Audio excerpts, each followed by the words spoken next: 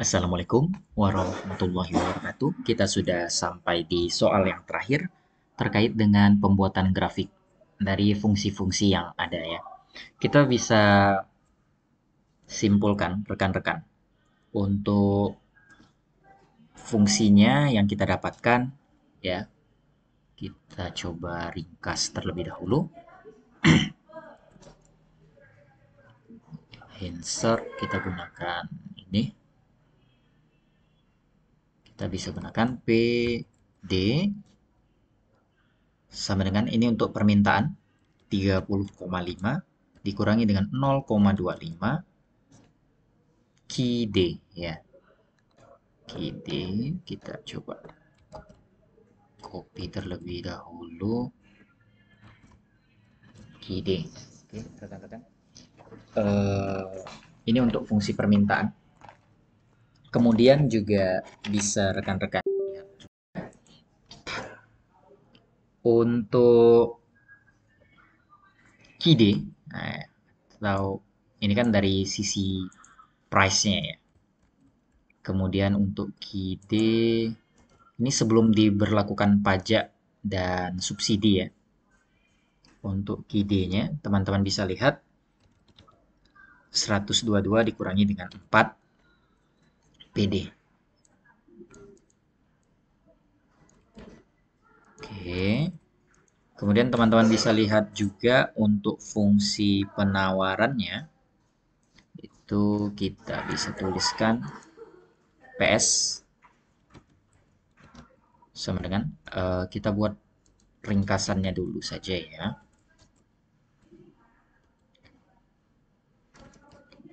Fungsi sebelum pajak dan subsidi. Ini PS sama dengan negatif 7 ditambah dengan 0,25 QS.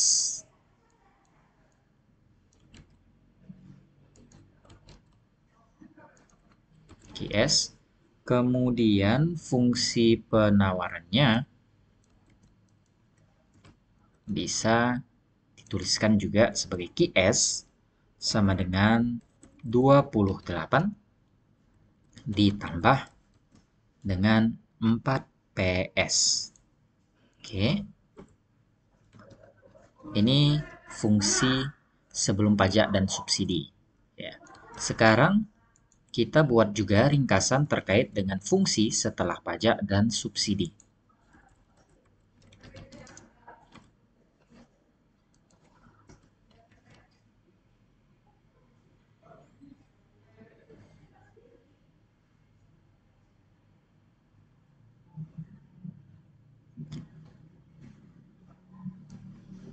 P dan QD-nya masih tetap sama rekan-rekan sekalian. Jadi tidak perlu dituliskan.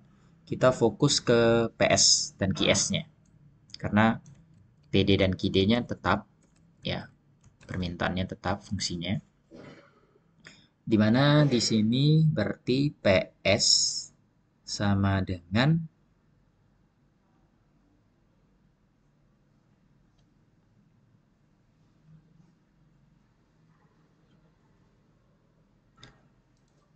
negatif 4 ya jadinya. Kemudian QS-nya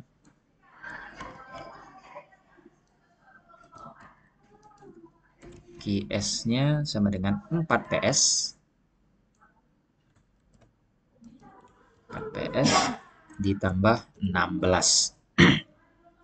Ini untuk fungsi-fungsinya.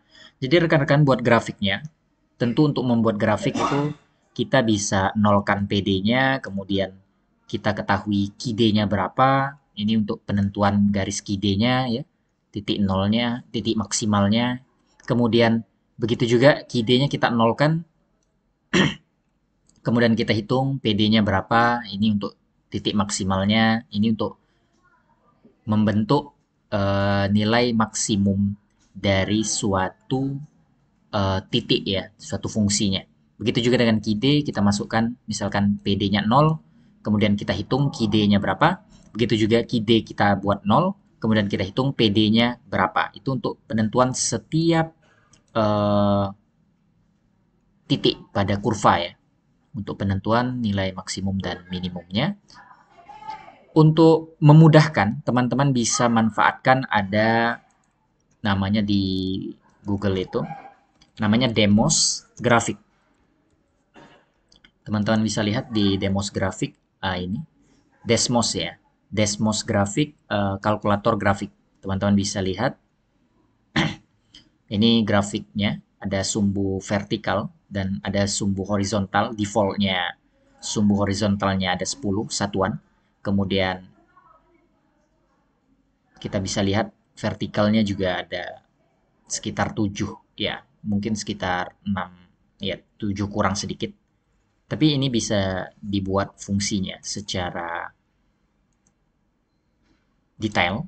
Kita ambil misalkan kita kelompokkan untuk harga saja, atau kita ambil yang PD, misalkan kita ambil yang PD, kemudian PS, kita akan bentuk grafiknya berdasarkan harga, kemudian PS saat perubahan. Ini yang akan kita bentuk grafiknya. Teman-teman bisa copy saja bagian yang di sini. Copy, kemudian tulis di sini. Kemudian enter.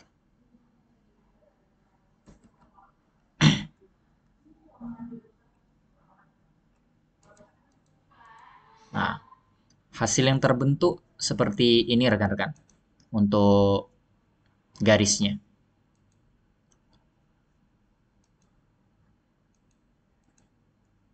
Oke, ini yang terbentuk garisnya. Kita bisa lihat titiknya, maksimumnya 0, kemudian 30,5 titiknya di sini. Dan di sini adalah 122,0.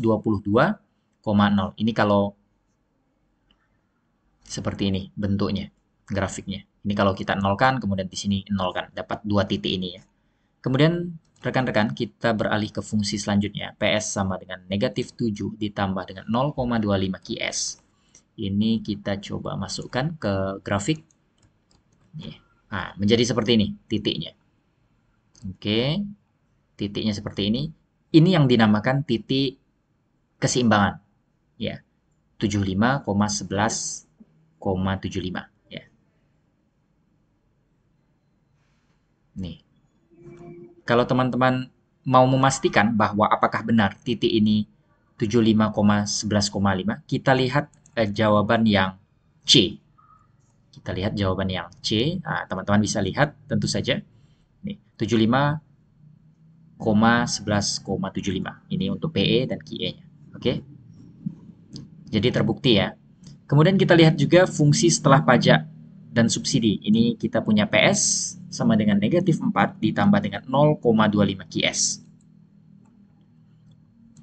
Masukkan di sini fungsinya. Nah, ini pergeseran pada saat terjadinya pajak dan subsidi ya. Fungsi penawarannya seperti ini, yang garis biru. Ini ada perubahan. Ya. Ini perubahannya ada 3 satuan ya, karena kita punya pajak Rp5 per unit, kemudian disubsidi oleh pemerintah Rp2 per unit. Jadi ada pergeseran menjadi garis biru seperti ini. Ini harus dikerjakan secara manual rekan-rekan. Jadi teman-teman bisa pelajari dari Desmos sebagai acuannya untuk soal nomor 5 ya. Oke rekan-rekan sekalian, mungkin sampai di sini dulu terkait dengan pembahasan soal ujian kita sebelumnya. Silahkan dipelajari dengan seksama dan jika ada pertanyaan silahkan diajukan. Assalamualaikum warahmatullahi wabarakatuh.